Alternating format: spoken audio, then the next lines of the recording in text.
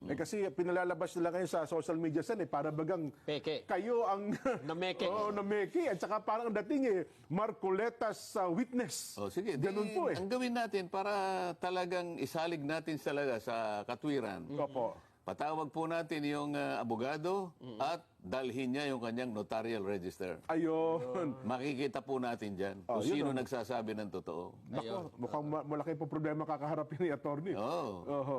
Malaki talaga yan. Lalo na kapag subukan po ninyong palawakin yan. Ako na mismo magpo-prosecute sa iyo. Oho. Kasi naglabas pa siya ng kanyang statement, no? binasa natin kanina. Hinahanap po nga yung Binasa na natin kanina. Maring totoong hindi siyang pumirma. Bakit pinapayagan mo mga staff mo, sekretaryo mo ang pumirma para sa iyo? Bakit hindi ko i-assume ito? Paano makukuha ni Gutesa Maliban ang ng yung drug ninakaw sale? niya yun, siguro.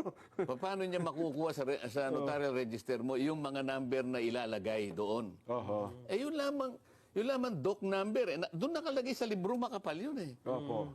Tutuntunin mo yun kung ano yung pinakahuli. page, oo. Okay. Pati page. Kaya nga parang 58 na yan, makapal na yun eh. Oho. So sa page 58 na nandun eh.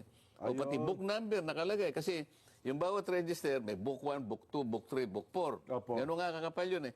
Yan ay nire-report mo sa RTC na kung saan ka kumuha ng notarial commission.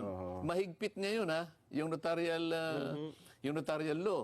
Baka akala niyo wala siyang pananagutan diyan. Subukan ninyong palakihin yan. Subukan niyo lang palakihin yan. Ang pinaka-arbiter diyan, pakukuha po natin ang inyong notarial register at kapag nakita namin na tumama dun sa number nung daladala ni Gutesa, Opo. madidisbar pa po kayo diyan. Pabigat pala yan, Sen, ano? Oo, yan ang sinasabi ko Ganun sa ba? inyo. Baka kayo pa po ang gumagawa ng paraan sa ikadidisbar ninyo. Nasa sa inyo po yan. Nako, mukhang hindi baka mabaliktad pa ang pangyayari. Mababaligtad yan. Ako, wala po akong kinalaman dyan. Kayo po nagsabi na hindi nyo pinirmahan yan. Okay sa akin yun kung hindi kayo pumirma. Opo. Pero kayo ang nagbigay ng pagkakataon na ipirma po nung kung sino man ang pinagkatiwalaan nyo dyan. Oho. Nako. Anyway, meron pang isang nagrevelasyon din doon kahapon sa Senado, Sen, eh. Yung sino kayo? Undersecretary Roberto Bernardo. Mukhang doon naman, Sen, mukhang nagbanggit din po siya ng ilan pa mga pangalan ng senador. Nadamay pa yung isang dating senador, Senadora Nancy Binay.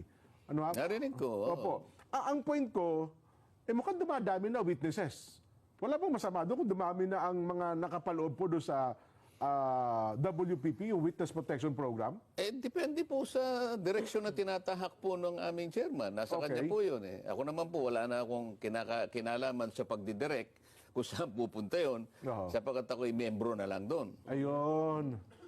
Isa pa po doon sa napansin din ng marami, at ngayon ay kalat na kalat sa social media, yung in-approach yung si Alcantara, na parang nagmumustra kayo, Kinuusap nyo. kinausap niya doon sa, ito ba may kinalaman doon sa kanyang statement na ang tingin po sa labas sa iba ay para